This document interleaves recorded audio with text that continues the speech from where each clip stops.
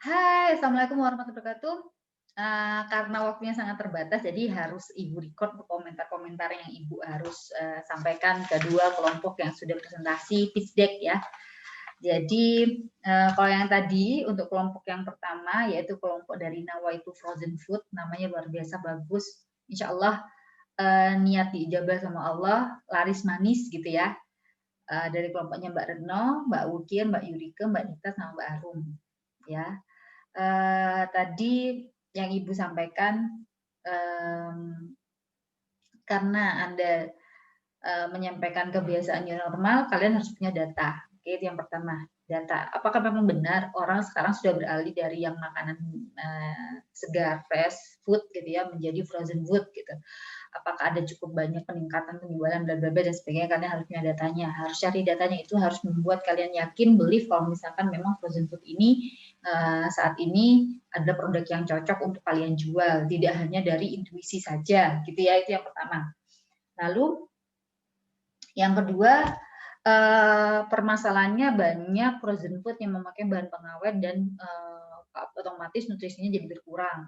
Oleh karena itu solusinya kalian akan bikin frozen food yang tanpa bahan pengawet, hanya menggunakan pengaturan suhu gitu ya, dan nutrisi terjaga. Jadi kalau misalkan kita ngomongin kayak gini, kalian harus punya produk fokus, itu yang pertama. Lalu sistem penjualan yang kalian harus pastikan, apakah sistem PO ataukah sistem seperti apa gitu ya. Lalu untuk memperoleh fokus produknya, kalian harus tester dulu, harus campaign dulu gitu, kampanye dulu gitu ya, campaign dulu. Apakah misalkan frozen itu kan banyak ya, nuggets itu frozen, sosis itu frozen, risoles itu frozen, kebab sekarang pun apa namanya frozen gitu ya, sebelumnya di frozen gitu ya. Kalian harus punya fokus produk dulu karena itu value-nya. Jangan terlalu banyak value-nya seperti mohon maaf nih, kayak sambal burudi gitu ya. Sambal burudi itu memang jualan varians gitu ya.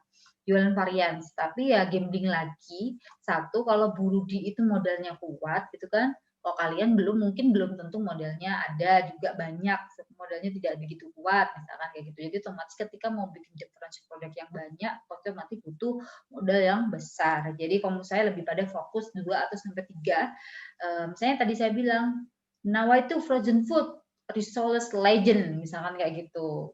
Atau apa gitu ya. Jadi harus punya value dulu gitu. Nanti baru ketika sudah terkenal satu atau terkenal dua gitu, 2 menu atau 2 resep, itu baru kalian bikin turunan yang lain is okay gitu. Kalau menurut saya seperti itu. Lalu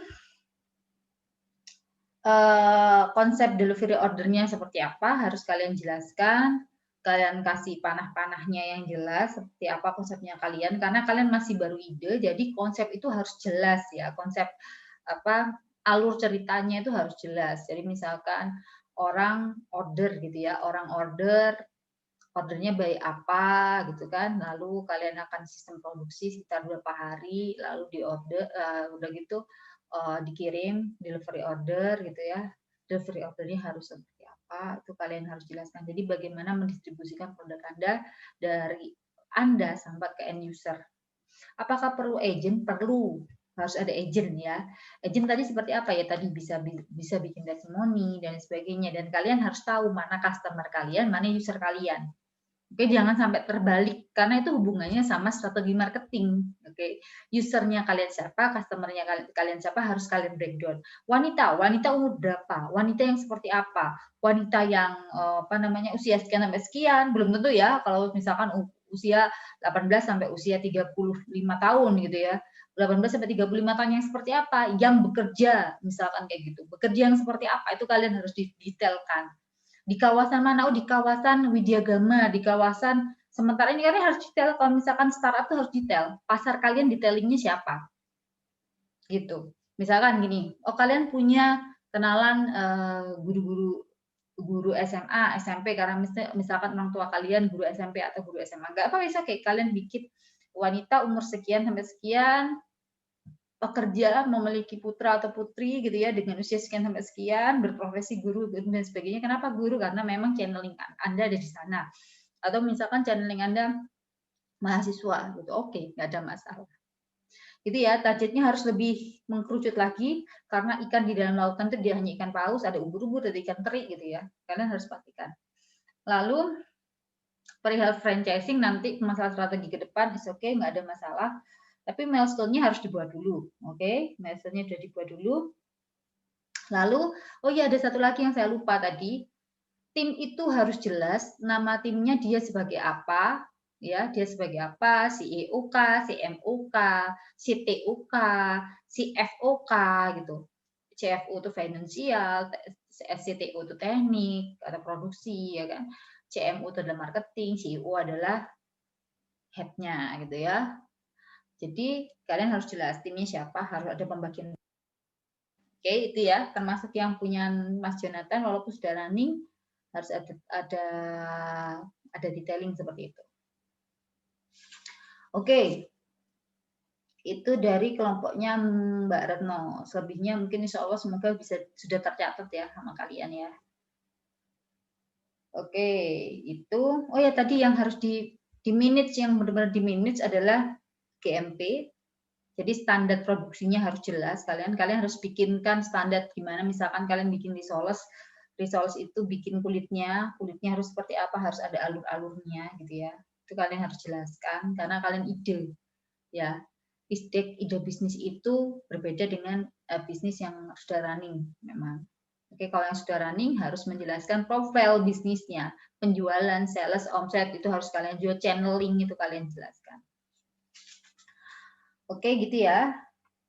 Sama karena tahan lamanya hanya seminggu, otomatis open PO-nya harus lebih sering. Ya, itu saran saya nanti open PO-nya misalkan dalam 1 minggu kalian bisa 3 kali produksi.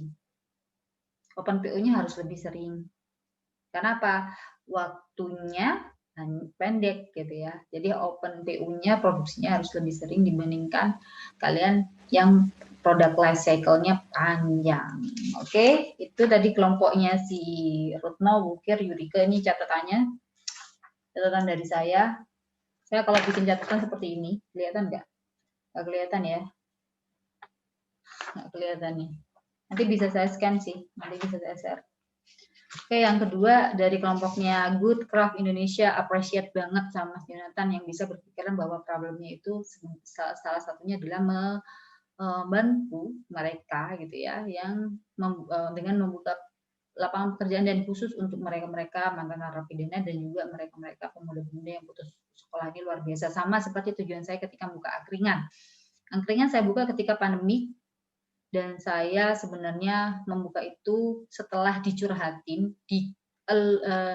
menerima keluhan banyak gitu ya, bahwa dampaknya pandemik itu di satu perumahan saya itu luar biasa gitu. Mereka tidak ada penjualan dan sebagainya. Akhirnya saya lihat produk-produknya, saya buat konsep angkringan. Mereka jualan sendiri sebenarnya, snack jualan sendiri, tusukan sate bikin sendiri, ada yang jualan pangsit sendiri.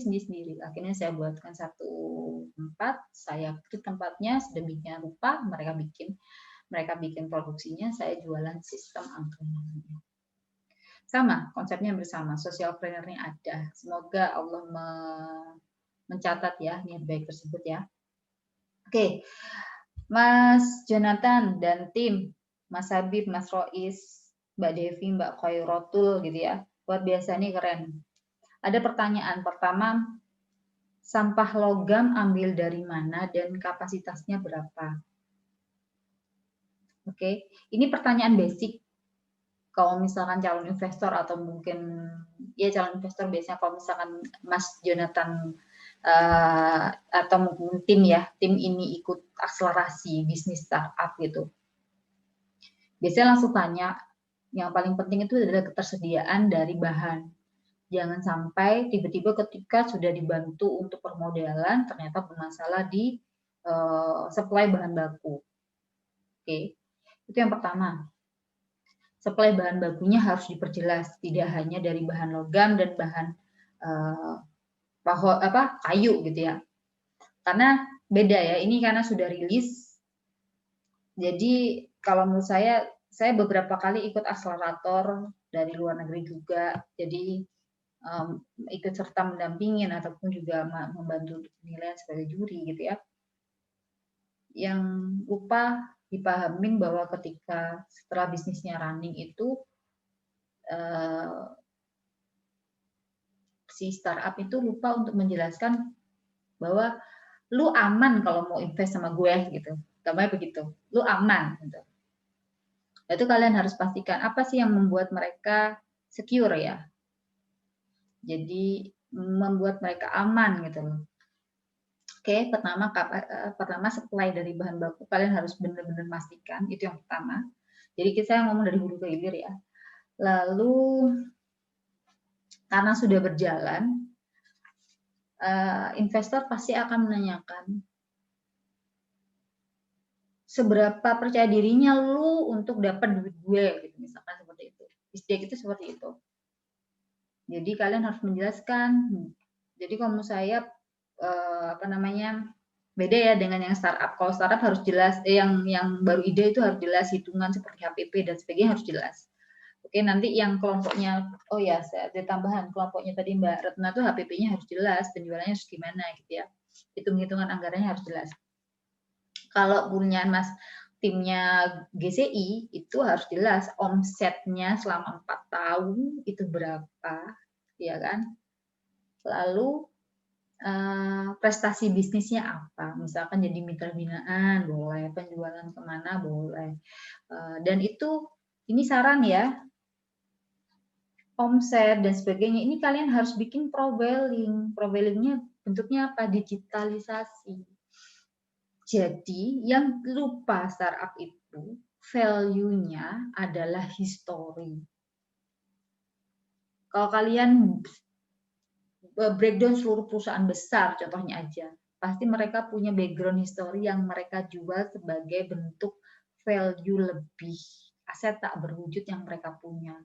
History, pengalaman, itu tidak ada orang yang bisa meng-copy paste. Oke, jadi ini luar biasa, sudah 4 tahun, sudah 4 sampai mau 5 tahun. Jadi nilai historinya harus kalian perkuat. Misalkan usaha ini dibangun dari modal 500.000 dengan keterbatasan bla bla bla bla bla bla dan sebagainya. Mungkin mohon maaf nih, misalkan kalian ada satu pengusaha, nggak usah saya sebut ya, historinya memiliki hutang 1,3 miliar di usia 21 tahun dan telah lunas bla bla bla, itu ada histori. Histori itu kalian jual. Oke. Karena apa? Investor itu atau misalkan calon orang yang mau invest gitu ya. Ini kan harapannya tidak hanya dari dana hibah ya. Kedepannya kalian akan ada investor, model venture dan sebagainya yang akan masuk gitu ya. Harapannya begitu kalau menurut saya. Karena ini bagus, ini bisnis relevan kalau menurut saya. Perkembangannya luar biasa. Tapi memang harus kalian, nanti saya kasih catatan bahwa harus strateginya harus kalian ubah mindsetnya. Bahwa sekarang kalian, karena apa, produk kalian adalah produk turunan dari pariwisata. Pariwisata saat ini masih anjlok, sampai tahun depan pun masih. Jadi kalian harus benar-benar mengubah mindset, target pariwisata tetap kalian jalankan, kalian keep gitu ya. Kalian keep untuk tetap pasar itu tetap kalian punya, kalian bina. Di luar kalian memperbesar size ya, membesarkan ukuran dari market size yang lain. Oke. Itu ya. Jadi yang pertama profilnya bentuk digital boleh, kalian bisa bikin YouTube channel, kalian bisa bikin media sosial, web page yang luar biasa gitu ya, history. Keren. Serius. Investor itu terkadang tidak hanya melihat profitable nih gitu. Tidak. Tapi karena dia yakin yang dijual nih story. Yang dijual nih story-nya gitu. Jujur, angkringan pun sebenarnya kalau misalkan pun saya mau, saya bisa bikin angkringan modern dengan 3 lantai di salah satu tempat gitu, karena saya sudah beli tanah tersedia, sudah beli tanah untuk angkringan untuk resto ke depannya. Tapi tidak saya bikin. Saya lagi membuat histori dulu dari susah payahnya sampai nanti arahnya ke sana gitu loh, membangun itu. Kalau misalkan kalian tahu lalapan belut bisulfat. Itu kan dulu pedagang kaki lima sampai dia bisa beli ruko. Termasuk ini, bakso Damas yang di Soekarno-Hatta. Ya, dari pedagang kaki lima yang punya sepetak, sekarang dia punya bangunan sebesar itu di Soekarno-Hatta. Oke. Lah, itu histori. Dan histori itu bisa membuat gitu. Langsung bikin mengubah mindset investor atau orang yang benar-benar mau invest atau interest sama bisnis kalian tuh benar-benar yang wow gitu. Oke, history ya, Jonathan. Harus bikin mulai sekarang mulai bikin history. Lalu 1, 2, 3, 4. Lah, kayu yang dipakai itu kayu apa? Value-nya ada di sana juga. Oke. Jadi tidak hanya karena desainnya gitu. Karena kalau sudah ngomong desainer, pasti dia detail masalah kayu, masalah bahan gitu ya. Jadi kalian harus search juga kayu yang bikin yang valuable, yang kalian banget gitu, bahasanya begitu. Yang GCI banget tuh pasti kayu ini gitu. Tapi di luar itu bisa custom bahan gitu misalkan. Oke, nomor 4, nomor 5. Oke, strategi pemasaran. Saya mau tanya juga, dan ini harus kalian pastikan dengan data, karena gini, startup itu terkadang lupa hanya membesarkan atau meningkatkan sales, tapi sebenarnya tidak berkembang secara size. Oke, sales up, but size not too big, gitu. Tidak tambah lebih besar, gitu. Tidak lebih besar lagi, tidak. Jadi penjualannya hanya di sana saja, tapi tidak lebih besar. Padahal fase bisnis itu ketika sudah mulai dari startup nih, masalah waktu ya, 3-5 tahun, udah gitu naik ke stage selanjutnya, ya, bukan after startup, bukan lagi, tapi ke apa ya, middle business gitu ya. Itu kalian tidak hanya ngomongin sales, tidak hanya ngomongin profit, tapi ngomongin market size kalian yang lebih besar. Dan ini kalian harus jelaskan di profile gitu. Kalian punya market size yang awalnya sekian sampai tahun 2020 kalian sekian gitu. Kalian harus punya peningkatan market size. Channelingnya harus jelas. Dan karena itu, kalau misalkan memang ini belum dibuat ya, kalian harus tahu betul data customer kalian siapa. Harus tahu betul data user kalian siapa. Oke, saya branding lagi ya. Customer sama user beda. Oke, customer sama user beda. Tapi kebanyakan dari kalian ini user. Kalau tadi saya lihat user.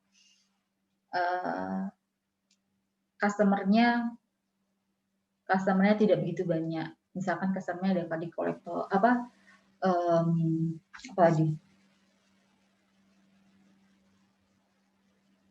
wisatawan itu user, kolektor itu user ya.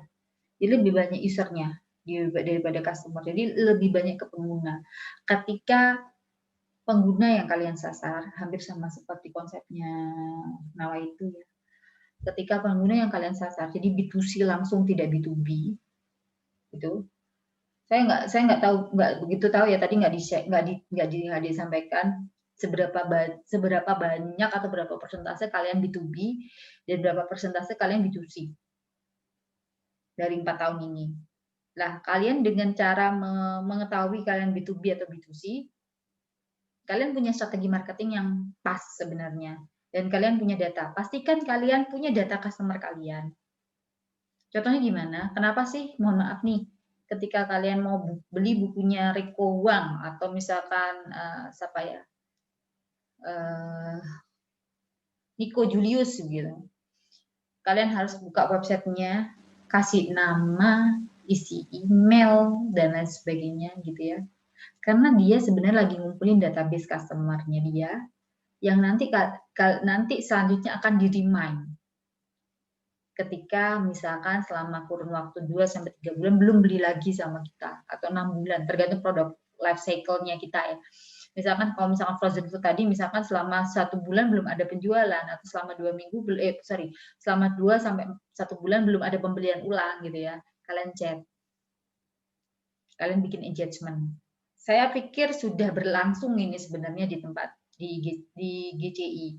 Cuma itu harus disampaikan. Misalkan gini, 40% desainer dengan kami memiliki data 200 kontak gitu ya, customer kita sebagai desainer yang tersebar di seluruh Indonesia atau mungkin mancanegara gitu, misalkan yang menjadi customer kita, yang nanti strateginya selama 2 atau 3 bulan ke depan kita bisa remind kembali, kita bisa bikin promote, kita bisa bikin campaign gitu ya, untuk mereka, untuk merimain kembali posisi kita di dalam hatinya mereka. Ya, tidak perlu menjual sebenarnya, merimain saja, say hi saja, nanti kan penjualan itu ngikut. Gitu. Itu yang kadang-kadang lupa oleh startup. Jadi meningkatkan sales aja, tapi tidak membesarkan size marketnya. Padahal ketika kita mau lompat ke stage selain setelah startup, size itu kalian perlu. Oke, itu data customer. Selanjutnya, tadi ngefek ke data customer, jadi sistem penjualannya by database. Kalian harus punya database penjualannya kalian. Kalian harus sudah mulai bikin cloud sendiri yang tersebut ada database kontak-kontaknya customer dan sebagainya. Sudah mulai membuat peta selain customer service, ada yang namanya public relation, PR-nya kalian. Jadi bukan customer service itu adalah menjawab dari misalkan ada orang yang tanya ke kalian ya, itu customer service. Tapi kalau public relation adalah membuat engagement. Oke? Itu nomor 6. Lalu nomor 7, perial harga. Tadi ada permasalahan masalah quickness-nya kalian belum bisa menentukan harga karena belum ada minimal order yang jelas gitu ya. Lah itu dia. Maka dari itu kalau menurut saya pastikan ya kalian bisa menyelesaikan sebenarnya solusinya. Kalian petakan bisnis kalian B2B dan B2C-nya. Kalau B2B-nya kalian jelas, kalau B2B kan bisnis. Kalau business to business berarti kalian sudah bisa mematok harga untuk minimal order sekian, dengan bahan sekian, kualifikasi seperti ini, produknya seperti ini, harganya sekian sampai sekian. Kayak gitu. Nah, B2B. Yang membuat susah kan B2C. Ya kan? B2C itu kan mungkin ordernya tidak sebanyak B2B. Ya kan? Berarti kalian harus punya kekuatan yang jelas untuk menghitung HPP. Jangan sampai salah menghitung HPP karena itu hubungannya sama profit kalian. Kalau HPP-nya udah salah, ini nggak ada biaya-biaya tentunya nggak masuk ke dalam perhitungan HPP, akan susah kaliannya, ya kan, menentukan harganya, gitu ya. Itu. Jadi harus pastikan B2B-nya siapa, B2C-nya seperti apa, strategi B2B-nya seperti apa, strategi B2C-nya berapa, harganya seperti apa. Jadi otomatis kalian bisa menjawab harga yang kalian patok untuk minimal order. Itu solusinya. Lalu nomor 8. Tadi saya kurang tahu ada hubungannya sama alokasi cukai rokok ini apa ya gitu. Tolong dijawab ya. Saya nggak paham ini maksudnya alokasi cukai rokok, tadi mau saya potong memang waktunya sangat terbatas. Lalu nomor 10 sudah, nomor 11 dimonetasi bisnis. Kalau pitch deck yang sudah jalan, saran saya kalian bikin pergerakan omset, terus omset yang diharapkan selama 1-2 tahun ke depan, strateginya harus seperti apa, itu monetasi bisnisnya. Jadi tidak perlu detail ke harga HPP dan sebagainya, tidak perlu detail. Sebenarnya seperti itu. Beda kalau misalkan ketika ditanyakan baru kalian bisa menjawab ya. Jadi kalau monetasi bisnisnya seperti itu, lebih kepada keuangan yang sudah running, ya. Jadi bukan balik lagi ke HPP, bahan baku dan sebagainya seperti kalian bikin proposal bisnis. proposal ide bisnis ya, proposal bisnis. Kalau bikin proposal bisnis yang sudah running, beda lagi. Oke, beda lagi. Kalian sudah ngomongin keuangannya kalian berapa, setahun pertama seperti apa, 6 bulan seperti apa, asetnya seperti apa, hutang kalian seperti apa. Kalian harus bikin itu. Jadi sudah jelas, neracanya jelas, ya neraca kalian jelas, neraca tahun pertama, tahun kedua, perkembangannya seperti apa. Kalau saran saya pakai perbandingan year to year. Jadi tahun ke tahun. Jadi misalkan tahun pertama 2000, kalau 4 tahun 2016 ya. 2016 aset sekian, tumbuh sekian dan sebagainya. Menilai bisnisnya ke arah sana. Karena sudah jalan sekitar 4 sampai 5 tahun. Oke. Kalau milestone, saya appreciate kalian sudah benar-benar sudah bisa bikin milestone yang kalau menurut saya itu luar biasa bagus. Cuma harus disesuaikan, tolong dibantu untuk penyesuaiannya. Milestone yang kalian bikin dengan kondisi saat ini, milestone itu, dan kalian nanti jangan tiba-tiba kalian rubah milestone awal kalian terus di atas, milestone yang kedua adalah kalian sampaikan karena posisi pandemi, kondisi pandemi, milestone-nya harus berubah seperti ini, strateginya harus berubah seperti ini, strategi pemasaran dulu sebelum pandemi seperti ini, dan kalau sudah pandemi setelah pandemi seperti apa. Lalu yang ke-13 adalah saya mau memperdalam perihal tadi, mengubah mindset. Karena bisnis kalian itu adalah bisnis turunan dari pariwisata. Saya berani bilang begitu karena 40% 40 sampai 30% itu segmentasi kamu ke Bali dan Jogja ya. Yang itu kota pariwisata. Sekarang pertanyaan pariwisata sekarang masih off gitu kan, tapi nggak apa-apa, ini new normal. Jadi kalian harus keep your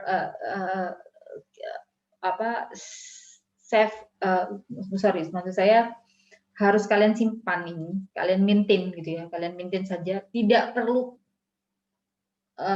size marketnya lebih besar, tidak perlu, tapi minimal kalian sesuaikan, tetap stagnan itu is oke. Gitu.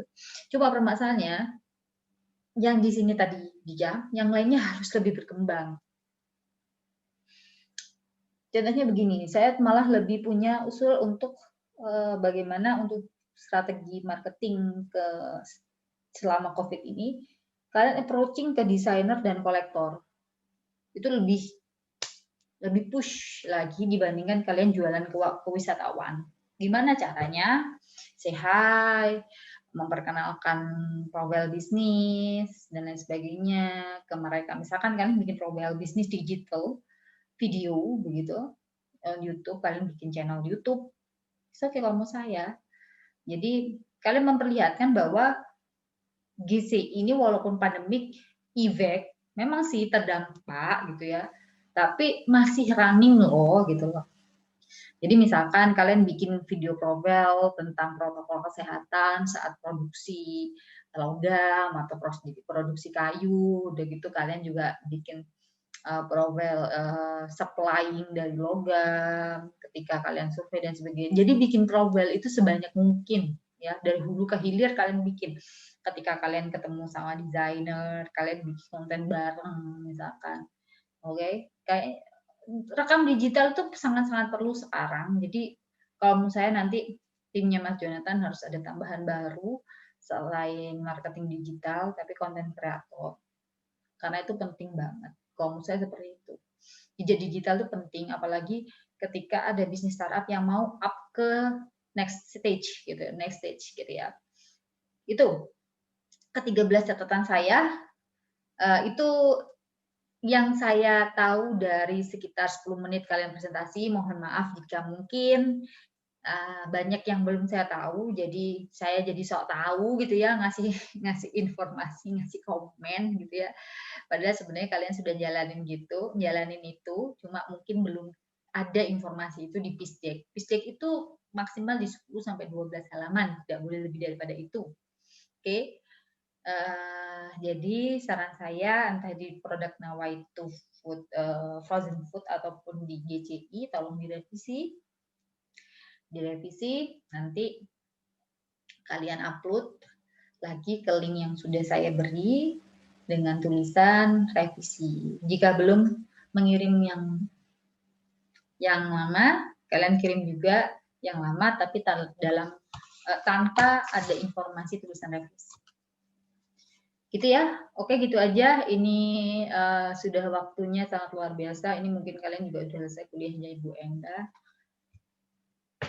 Saya harap sehat selalu, jaga kesehatan, pola makan, pola tidur, ya, dan pola stres juga ya. Kuliah daring ini Masya Allah bukan hanya kalian, dosen-dosennya pun sebenarnya udah sedikit oh my god gitu kan, harus koreksi, harus bikin materi yang informatif ke kalian. Beberapa yang mungkin yang disampaikan ketika di kelas itu harus dibedakan karena memang daring kan, membuat kurikulum seperti itu susah. Dan kita tidak handling satu mata kuliah saja tapi beberapa mata kuliah. Mungkin kalau yang senior pun ada masalah. Beliau mungkin memahami materinya, keilmuannya, tapi mungkin secara teknologi tidak cukup mampu untuk menguasai kan. Ataupun saya dosen baru yang mungkin secara keilmuan masih belum sebaik beliau-beliau yang senior gitu ya. Tapi mungkin bisa bikin memaksimalkan teknologi seperti ini. Jadi ada plus dan minusnya. Semoga kalian bisa menerimanya dengan legowo gitu ya. Jadi sama-sama bersabar, kita doakan pandemi ini segera selesai gitu ya, dan kalian tetap harus jaga kesehatan. Gitu aja. Dari saya, terima kasih. Segera dikumpulkan revisinya. Saya tunggu di linknya. Saya appreciate sekali dengan kelas startup bisnis untuk kelas akuntansi. Luar biasa. Jadi next nanti insya Allah di bulan Januari atau Februari ada KBN lagi atau kompetisi startup lagi. Saya harap kalian bisa running. Untuk kelompoknya Mbak Retno, Gunawa itu Frozen, 2-3 minggu ke depan sudah siap campaign ya. Jadi produknya harus sudah dibuat, jadi tidak hanya ide bisnis saja, sudah dibuat dan nanti kita bantu pemasarannya di BIC, di Business Innovation Center, cornernya Fakultas Ekonomi Bisnis, ya, Ekonomi dan Bisnis UIK. Baik, itu aja. Terima kasih. Wassalamualaikum warahmatullahi wabarakatuh.